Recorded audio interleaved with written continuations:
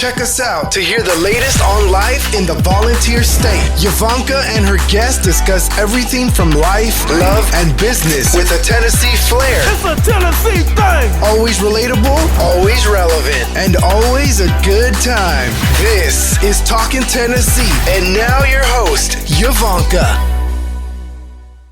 This episode is brought to you by the Landis team, your go-to real estate family in East Tennessee. If you are looking to buy or sell, we are the ones you should call. Give us a call at 865-660-1186 or check out our website at YvankaSellsRealEstate.com. That's Yvanka, YVONNCA, sellsrealestate.com.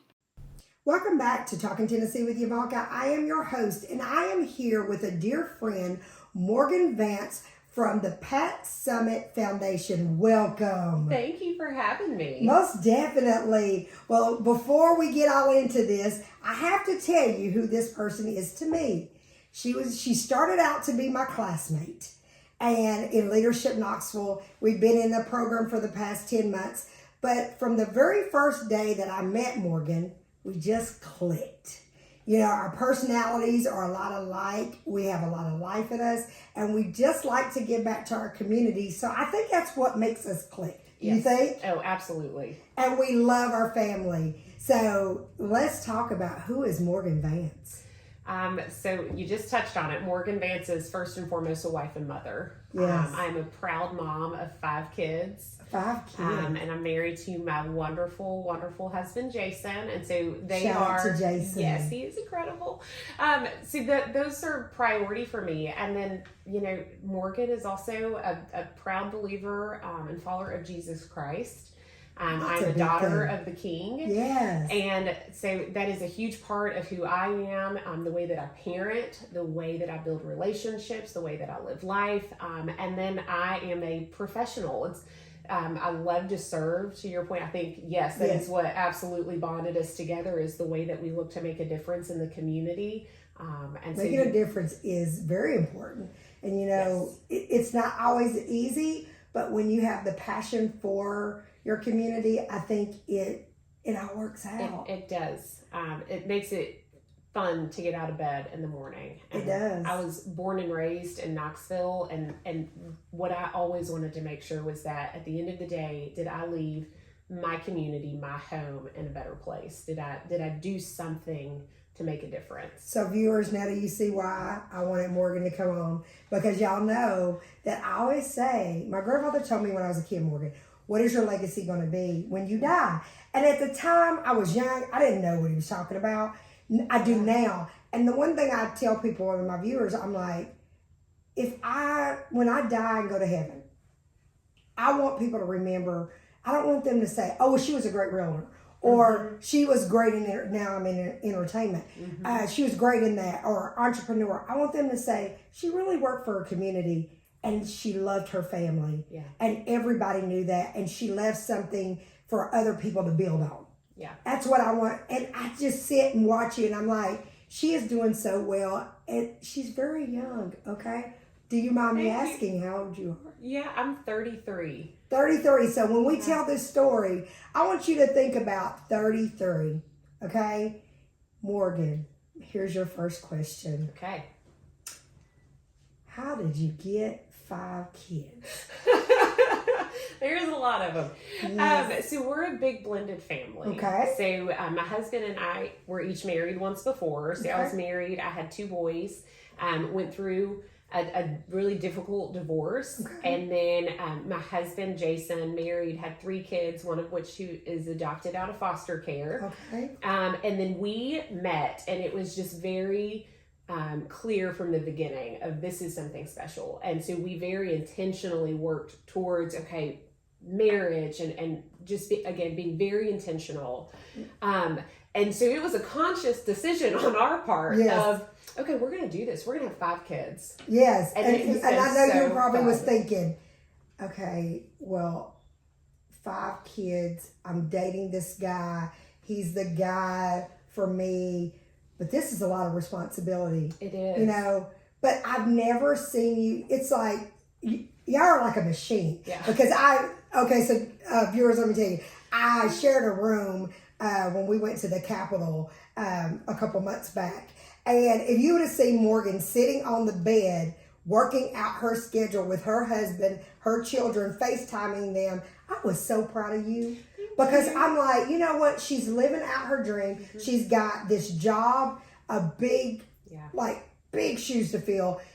But she still makes time. When I heard you telling your husband, okay, this one for this lunch and this one for that, and make sure you have these pads. And I mean, I was just like, that's what a boss woman is. You know, a person that can literally multitask and do great things. But you wasn't always that way. You talked about having a hard divorce. Yeah. Did you ever go through times of questioning yourself at a young age? Yeah, I think it took a while for me to kind of figure out, you know, who is it that God has called me to be? Yes. You know, I got married really young. I had always wanted a family. And it was, my parents divorced when I was really young. And so for me, and I said this from the very beginning, I want one engagement, one marriage. That is it. Me too. But the problem was I based what I thought a good marriage was on Nicholas Sparks, not on what the Bible says. Yes. And that led a lot of decisions. And so there went you wanted to make marriage instead of be in a marriage. Yes. And so there went a time. I mean, I always wanted 4 kids, at least 4 kids. And there was this time. Yes. Oh, I loved it. But there was this time where I was like, choose it. This is all I'm going to, all I'm going to have. Okay, and there's still moments, you know, yes. We're a blended family. We share custody with our ex-spouses. And so we have our kids every other week. Okay. And so there are even moments now where I'm like, am I being the mom that I was called to be? Like, am I being the person? Am I filling this role? But if you're not questioning that, let me say I'm older than you, and if you're not questioning that, then I would say something's wrong with you. Because I think as a woman, we always want to be the best we can be in all facets. Do you agree? Oh, absolutely. And so I think, you know, there's times in life that you can be killing it at work, okay? But you're like, okay, my house is not, you know, I can feel the pain there. Yeah. You know, am I getting the laundry done? Am I getting the kids where they need to be? Am I making enough meals for my husband? Am I literally taking out time for me and my husband? And am I taking out time for me? Yeah. And I think a lot of times women lose sight of that. You've got to have some time for you. And I think going through that divorce, I went through a divorce. Yeah. Okay, before David. And I was the same way. And I wanted to be married. I wanted children. I knew I was not made to be single. Yeah. I knew that early on, like 16, 17 years old. Yeah. I knew this. But I wanted to build what I thought marriage was. So literally, I got married, and I should have known when I never looked at future. I only looked at present. What we were like presently, you know, that type thing, the weddings, present. You know what I mean? Everything, engagement, all that kind of, I never looked at, you know, what are we going to be like when we're 70, sitting on the porch? And me and David's go, and our thing is called Front Porch Love. We do a seminar that is about front porch love. And the front porch love is that when we grow old, me and David want to be corny. Let me go on and tell you. We want to go buy 2 rocking chairs from Cracker Barrel and rock on whatever front porch we have. Yes. And we want to laugh about the things that we did that was stupid. Yeah. And the things we learned about, and then just how great God brought us. And I think that I never thought of that with my first marriage, but I do with David. Can you think of things that you can think of Jason, and you're like, when the kids get out and all that kind of stuff, where we're going to be? Yeah. We have those conversations often. Yes. So people who are close to me know that I call my husband Budget Man. Yes. So he is our financial planner. He is our future planner. And so he and I have those conversations of what do we want to do? Now it's really funny because for me, again, the kids are a huge part of that. So we bought what we hope to be our long-term, 30-year home. Yes. Almost 2 years ago. And we chose a home that in our mind, it was where do we want the grandkids to come home to?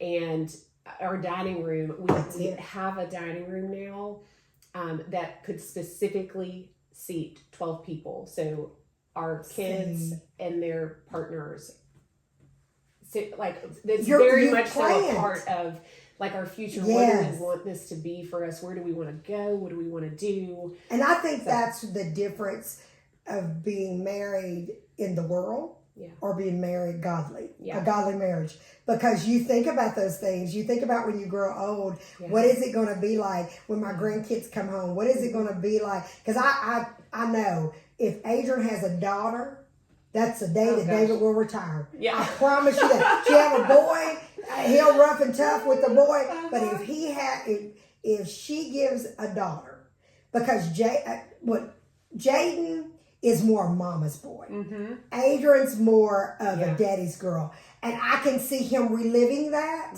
through that granddaughter and just, wallowing in it. Yeah. So I'm like, you're going to retire then. It'll be okay. Yeah. But what's made you decide the career path?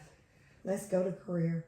So I describe a lot of my life as only God moments. And what I mean when I say that is I could not orchestrate the doors that were open, facilitate the relationships. Like I couldn't do it. Like that was truly only God. Yes. And so my career path is, honest to goodness, just been an only God moment. You look at my background, you look at the different roles that I had, and you're like, okay, that's kind of scattered and all over the place. But then you look at where I am now and you see what I picked up, what I learned from each of those roles and how it played into what I'm doing now. So tell my viewers a couple of the jobs you did before you did this. Yeah. So I started when I first graduated college, again, newly married. Mm-hmm. I had a wedding planning business because I loved events. Yes. But then that morphed into a role at East Tennessee Children's Hospital. Again, giving back to the community. I was working on internal events, so retirement parties and just moments where we would pour into the staff. Yes. Little tea parties, massages on the floor for our night shift. Just different things. Concierge. Yes. Mm-hmm. And so it was just so incredible to give back. And then I moved into more of an event and kind of corporate role with East Tennessee Children's Hospital. Okay. That led me to Baltimore for a really short period of time with Johns Hopkins Children's Center. And then I told y'all she's done a lot in 33 years. And then I came back to Knoxville, landed in athletics, which huge, when I was in pediatrics, I was never going to spend another day in anything other than pediatrics. I felt like this is my home. Mm-hmm. Landed in athletics, totally different world, but got to learn. She's talking about UT athletics. Yes, at the University of Tennessee, learned so much in that space. I bet. And then fast pace. Yeah, very fast pace, but the relationships that I really got to build on even stronger there.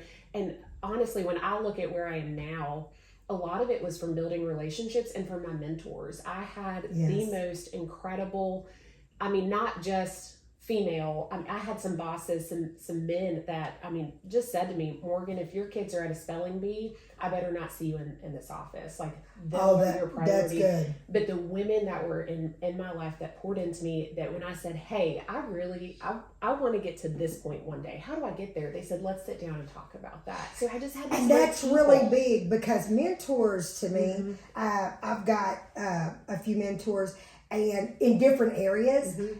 And I reached out to two of them last night and I said, I just want you to know that I'm so glad you're in my life and I'm so glad that you hold me accountable. And they really and truly drive me and they make me focus on bettering myself. Yeah. And that's the biggest thing with a mentor. If you have a mentor that they're not pushing you and they're not holding you accountable and they're not calling out where you could do better, you need to get a different mentor. Yeah. Because it could really hurt your growth in what you're going to do. Mm-hmm. Because just think about, you are at the largest college in Tennessee, okay? In the department that everything happens, athletics, and so at a young age, it could have change the way you look at things, but what it did is made you go even higher. Yeah. So what made you want to work for the foundation? How did that work? Yeah. I'm at Pat Head Summitt. I am dedicating this episode to the memory of Pat Head Summitt. She was a big influence in my husband's life. She was a big influence in my life. And she, in so many people's lives, you know, but the biggest thing is you're the director of her foundation. And I think if she was living, and I'm not saying this because you're my friend, I think she would be proud. You are a girly girl. You are about your business. You're about community, and you're humble. And that was Pat.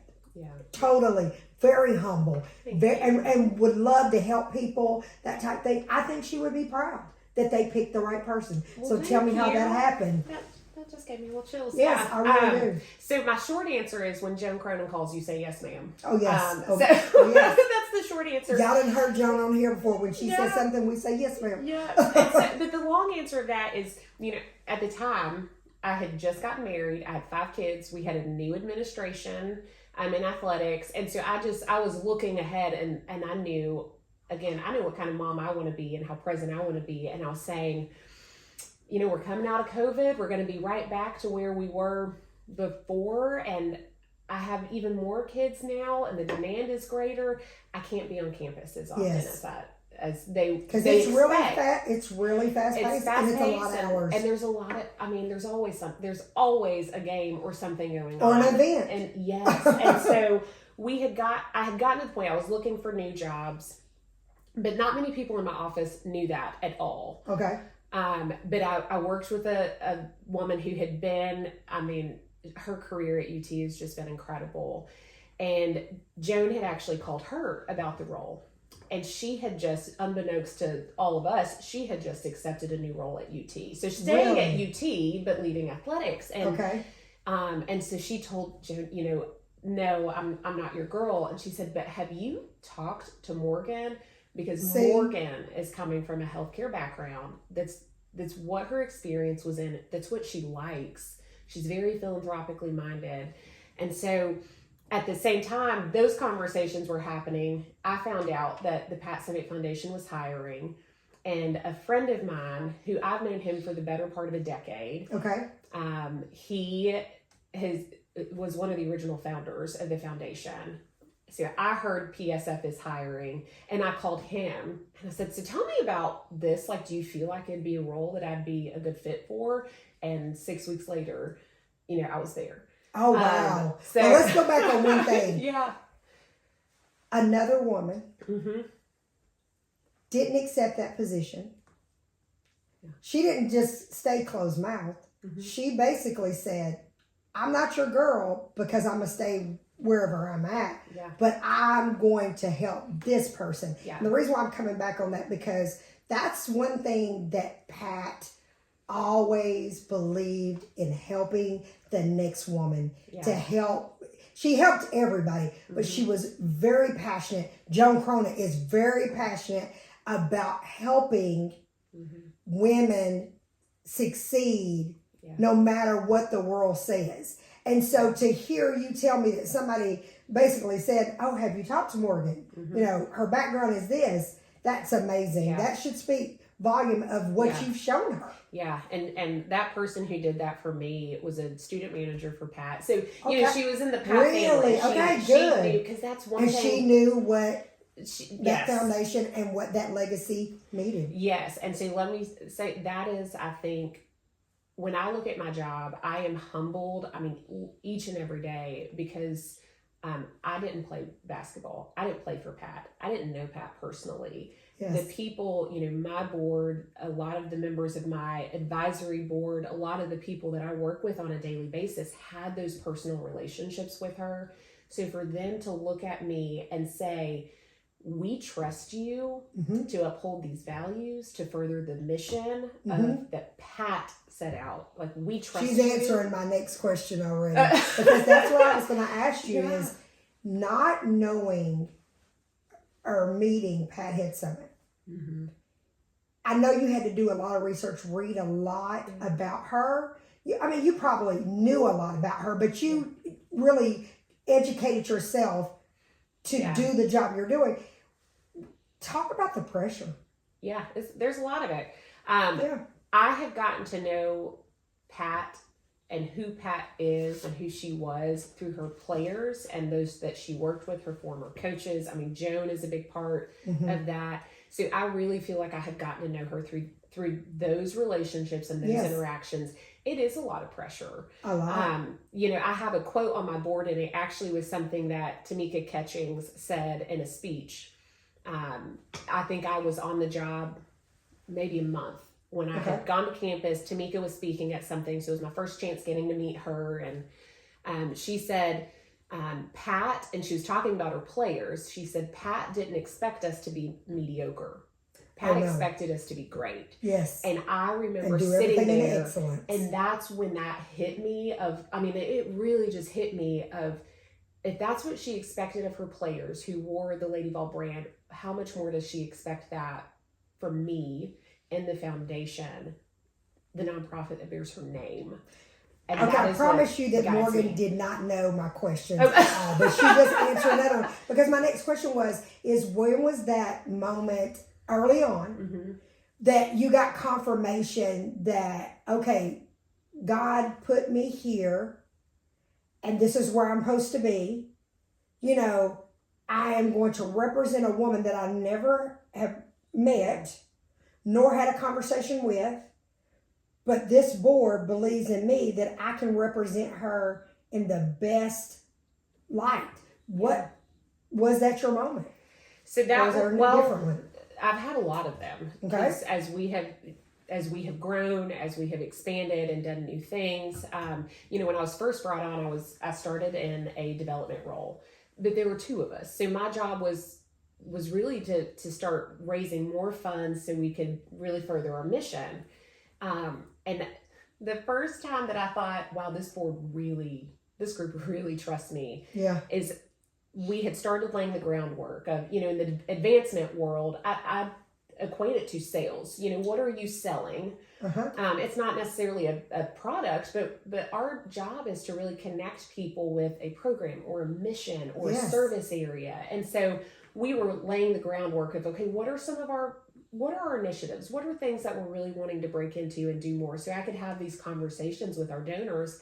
And out of that came this idea for a caregiver training program. Okay. There's tons of great resources out there, but we were seeing the impact on caregivers, their mental health, their physical health, emotional health, and there weren't a lot of resources that were, just truly only focused on the caregivers.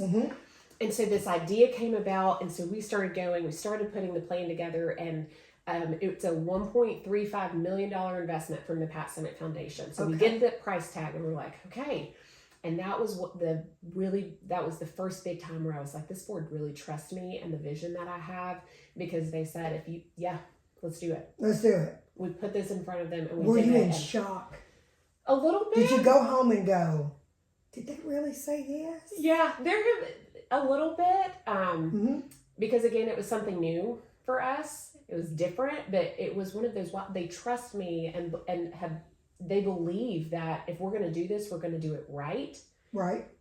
And that they're all in and they're behind me. Okay. Was the first big. Do you think that your mentors, what they have taught you over the years, talk about that? Did the things that you have learned from your mentors, did that influence you in your position and prepare you for this position? Yes. Okay. Yeah. So, my mentors, a lot of the conversations that I'd had with, the mentor that I had at East Tennessee Children's Hospital, her name was Carlton Long. She and I would have conversations about hey, this is what I'm wanting to do. What are the steps? Yes. And being able to say, okay, how do you get the experience? Just making a plan, and then you got to follow through on that plan. Yes. And you've got to be accountable. And I think a lot of people don't realize that. We all want to be successful. Okay. But you really have to stop and lay down a plan. Okay, I want to be here and I want these different opportunities to come to me. And so if these opportunities, if I want them, what do I have to have, and how does everything have to look and sound to make it all come together for my good? Yeah.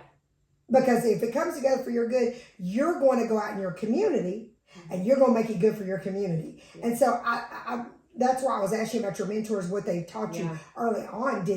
Was there any certain trait that you say, it came from my mentors? Yeah.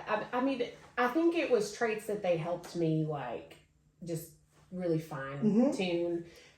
So again, I've always been a planner and an organizer and this type A, but being able to say, okay, well, here's end goal. How are we going to get there? Yes. And you have to be a planner, and you have to be consistent, and you've got to show up, and you've got to take responsibility. And I will say, I also had a great group that I worked with in Baltimore, and I remember from them, they taught me that it's okay. We're going to try something. And if it doesn't work, that is okay. It is. Admit that. Say, hey, y'all, this didn't work. Here's where we fell short. Here's the plan. Here's where I think we go from there. I told Adrian the other day, Morgan, about that. I said, people sit and say, well, you rock, everything you touch turns to gold. I'm like, no, it doesn't. No, it doesn't. I'm like, I don't fail at some stuff. Trust me. I said, but the difference is I didn't stay there. I dusted myself off. Yeah. I was like, okay, this is not for me.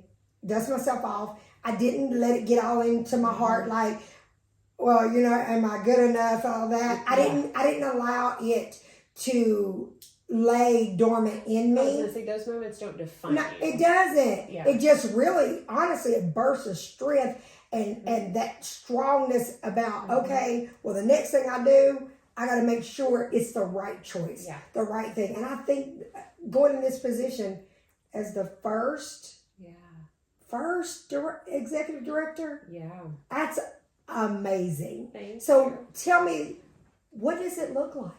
What is your daily roles as being the director of the Pat Summitt Foundation? Yeah, so in nonprofits, we like to joke that you wear about 15 different hats when you work for a nonprofit. So at the Pat Summitt Foundation, we wear about 67 different hats because we are a very small staff.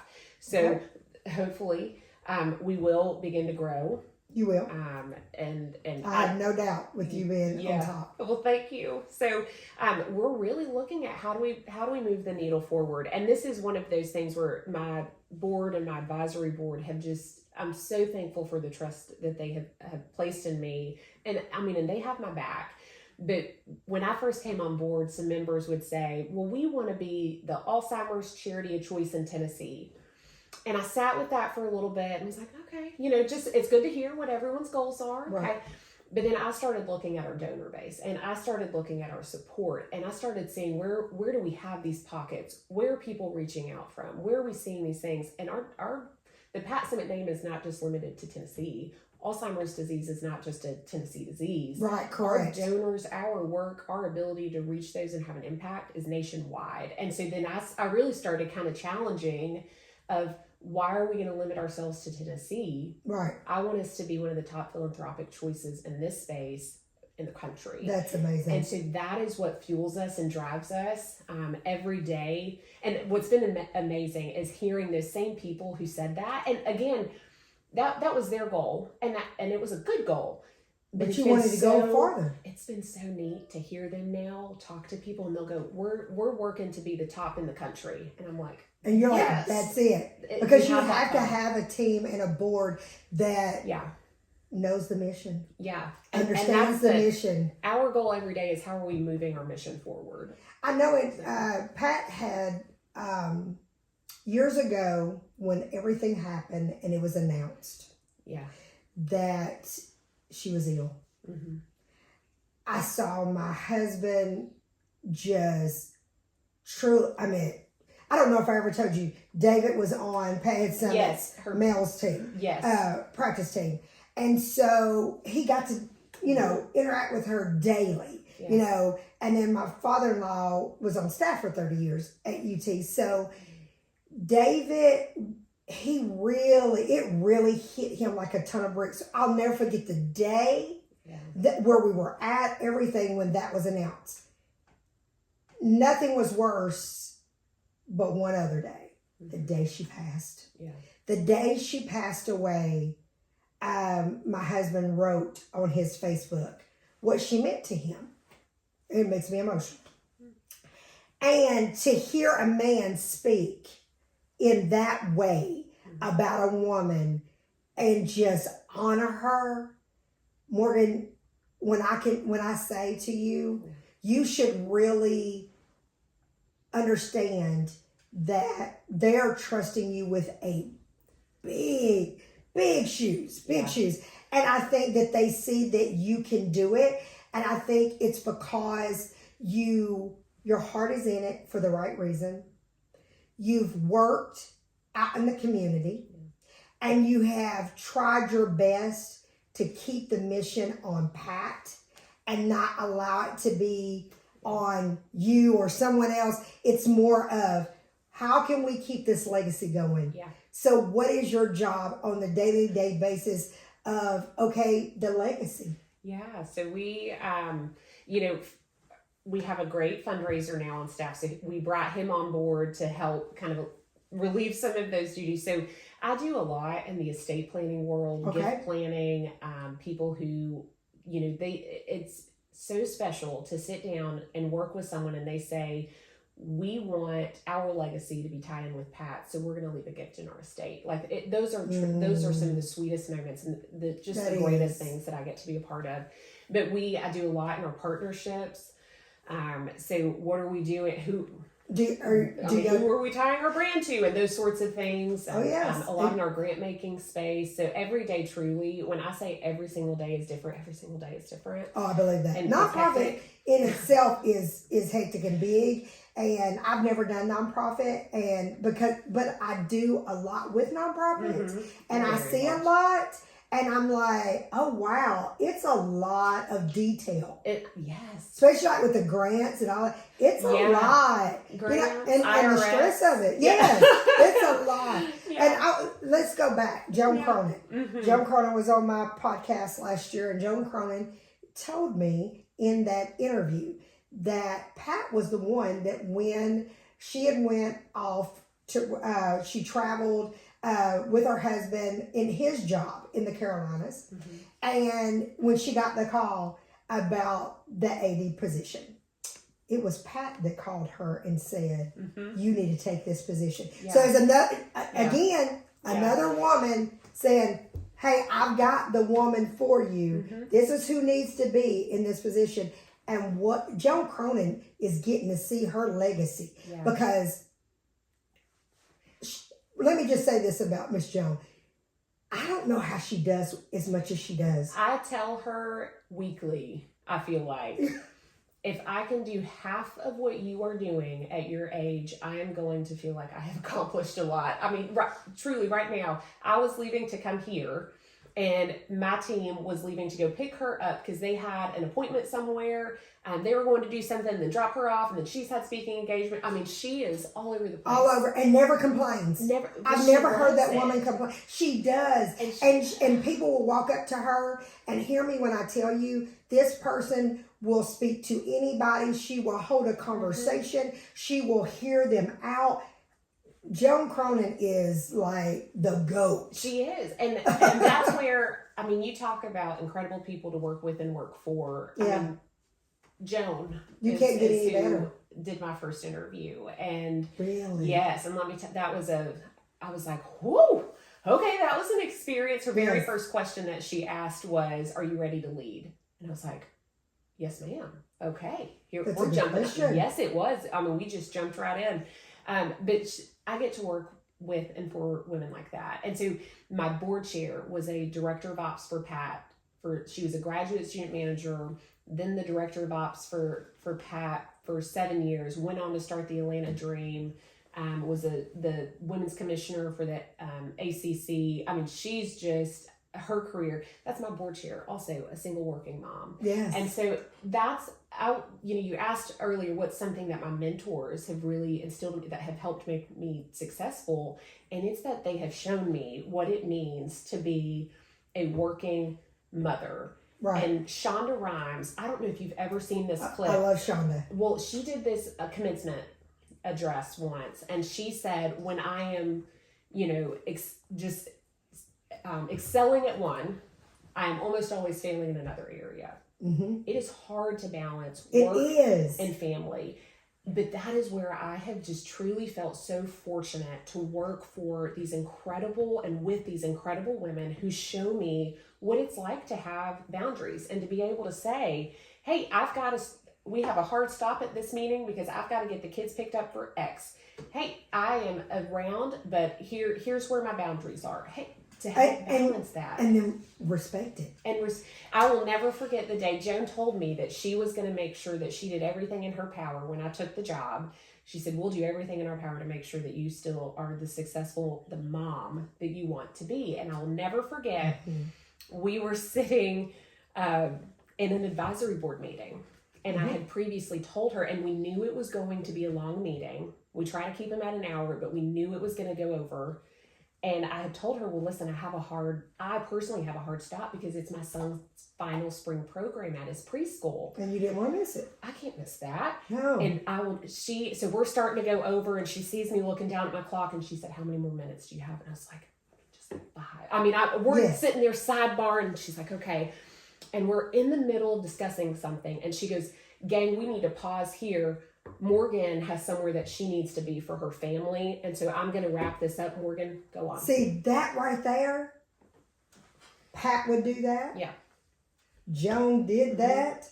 And I think that's what we need to have more of women coming together and understanding, you know what, like Morgan said, this is a hard stop right now, but hey, I'll be back. I've got the resources for you. I can answer whatever, but I have to take care of my family. And success, you're always busy. You're always going to be doing something, but you have to have a balance on it. And you have to realize what you're representing has to be in line with your family. Yes. And I think your job is in line. It is. I mean, I grew up here in Knoxville, and Tyler and I were the same age. So, I grew up with the getting to see Pat at her son's basketball games. I got to see that side of her. And so, truthfully, having that support has meant that, I'm able to, I feel like I can balance it better, and I feel like I'm more successful.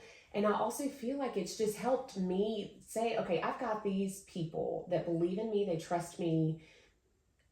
I'm giving them all I've got. She said, I'm giving all that I've got. And they've got to deal with that. They have to understand that that's where I'm at. Yeah. Meeting people where they're at. So what's next for the Pat Summitt Foundation? Oh, goodness. I'm trying to think of what day it is and what week and what month.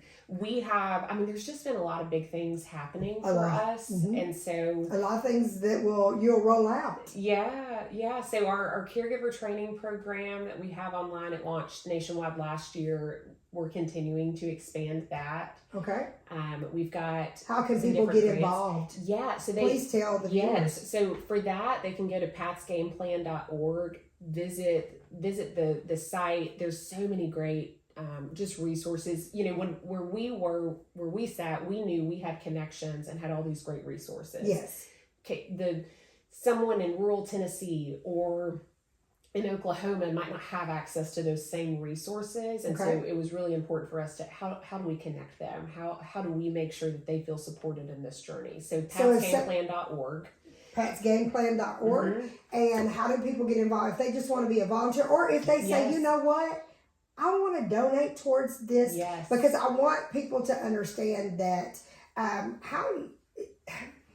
sometimes people don't get volunteering is wonderful, but you have to have funds as well to make sure that the events that you're putting on for the community, it does cost. How do people get to donate. Yeah, patsummit.org. All of it's on patsummit.org. Yep, they can go and they can click there and donate. Our contact information is there. So if they want to talk about bigger gifts, if they want to talk about leaving a legacy, then they can get in touch with us. For us, a big part of what's next that I'm really excited about is a little bit more in the research space. So we're looking at some different things there. Okay. But also we're looking at doing more in the education space and youth engagement.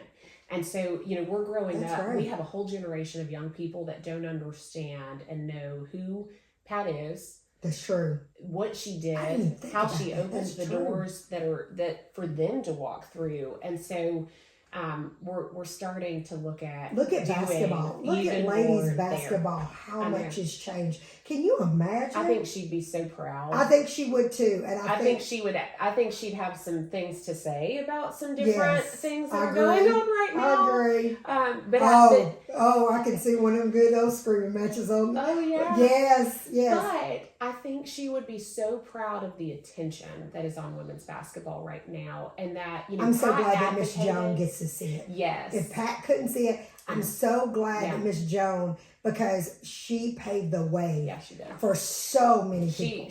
Joan just received a Lifetime Achievement Award at the Final Four, and so this is when was that? 2 weeks ago. So. And that was voted on by her peers, and so that's a huge honor. So well deserved. I'm just so thankful that she is getting the recognition. I mean, Joan was a trailblazer. I want you to know that we are going to dedicate this to Pat Summitt and Joan Cronan, because those two women, me and Morgan wouldn't be sitting here without them. So what's next on the Morgan side of family? Oh goodness. Last night, my husband and I did the fun business meeting, I'll call it, for, what are summer camps? Who's going where? Who has to get who to what thing? And they're all excited right now. They're in TCAPs right now. Okay. They're in end of year testing, and my goodness, that's just a difficult. TCAP, yes. So they have Friday off of school, and so they have all asked for all the friends to come over. And I don't know if you ever felt like this. Like, we just live. It's organized chaos. We have 4 boys and 1 girl, so the house is always loud. There's always something. So we had just gotten to the point, if one asks for a friend to come over, we're like, sure. And who do you want? And who do you want? And you just go ahead and have them all over. So now Adrian was the kid that my house stayed packed. Yeah. Okay. Jaden like certain times he wants it that way. Yeah. But like birthday, Jaden is more I don't want that many people. So you're a house that it's a whole bunch of kids. No matter 5 or 10, you could be there any other week. I've had we've had several kids spend the night before, and the mom will come, they're like, oh my gosh, how did you cooking breakfast? I'm like, this is our normal amount of breakfast. Like, I'm always feeding an army anyway. Yes. So just bring them. She said, just bring them. And we're going to feed them, and we're going to make sure they have a great time. Well, and we just, our hope, and Jason and I talk about this often, is we want to be a home that, our kids know where we stand, and they know the Bible is where we get our truth, where we get our values, and we want them to bring their friends and to know that they are welcome, that they will be loved. We want them to know that, I think having a godly home, it's different. You know what I'm saying? In every facet of your life. And I think that you're doing it well, girl. Thank you. Well, and it's so funny. It's a godly home is different, and we discipline, but it's even those conversations are just fun with our kids, because our kids know, do you remember growing up, your parents would correct you on something, and you would be like, did they just pull that out of that? They just don't want to do that. Okay. Our kids know that, listen, we know that we are called to discipline biblically. There are lots of scriptures on correcting and just really disciplining, but God sets that example and putting those guardrails up. And our job is we are called to discipline, but we don't just pull things out. It's just amazing the conversations that we have with our kids. I think the biggest thing that parents need to realize is you can discipline your kids at the same time. Let them have an opinion. Yes. Let them be able to speak. Yeah. And, and y'all come together. Mm-hmm. Yes, how far they can go, and they should know how far that they can go. But I think giving them a voice and letting them have an opinion, in the long run, they turn out exactly great. how And that's what is like for Jason. Our kids know that like where we get the parameters for decision making and what guides us and what's our light. Like it's what biblically based. Yes. But then to be able to have these different conversations with our kids and have them ask questions. I mean, like my 12-year-old was asking Jason about like compound interest one day. And really? I was like, I still don't even think I can explain that to you. But they just... Morgan's like, what? It's this... But Jaden will ask questions. Me and Adrian was talking about it the other day. Is our educations are different because each kid, every generation gets a better education, I think. Because I know that Adrian got a better education than I got in high school and back. You know, that type thing. Because there's new things that come out and all that. But, like, Jaden will bring up something, Morgan, and I'm like, how does he know that? Yes. Well, and the questions, our daughter is, like, so philosophical, and her favorite time is bedtime, and she'll pull out these questions, and I'm like, that's what you have been thinking about? Wow. Yes. Yeah. I don't think I knew to ask that until I was 16, 17 years old. Me and Adrian talk about it all the time. With it's Jaden. such a fun age. And the fact that our kids know that that it's not unpredictable. They know where we stand. They know where our truth is. We are trying to instill that in them. But it has given this sense of just security and joy in a godly home. And that's what I think a godly home is. Home. You have these, and you know your principles. You know your principles. If you don't know how to handle something, go to the good book. You know where to go. And your kids, I think teaching kids how to pray, teaching kids how to seek God on their own and with you, I think it's key. Yes. So Morgan, we love it. I want you to know I am so proud of you, and I am so glad you're in my life. I love you. And the door is always open. If there's ever a time that you want to get something out to the community and you need a mic to do it, I'm telling you, Talking Tennessee is your place because the door is always open to you. Most definitely. Tune in Friday to Talking Tennessee with Yvanka, and I will have Morgan Vance from Pat Summitt Foundation talking to you. Bye, guys. Thanks for listening to Talkin' Tennessee with Yvanka. Watch out for our weekly episodes from the First Family of Real Estate and check us out on the web, www.YvankaSalesRealEstate.com. See our videos on Yvanka's YouTube channel or find us on Facebook under Yvanka Landis and Twitter @Yvanka Landis. And don't forget to tell a friend about us. Until next time, Yvanka signing off.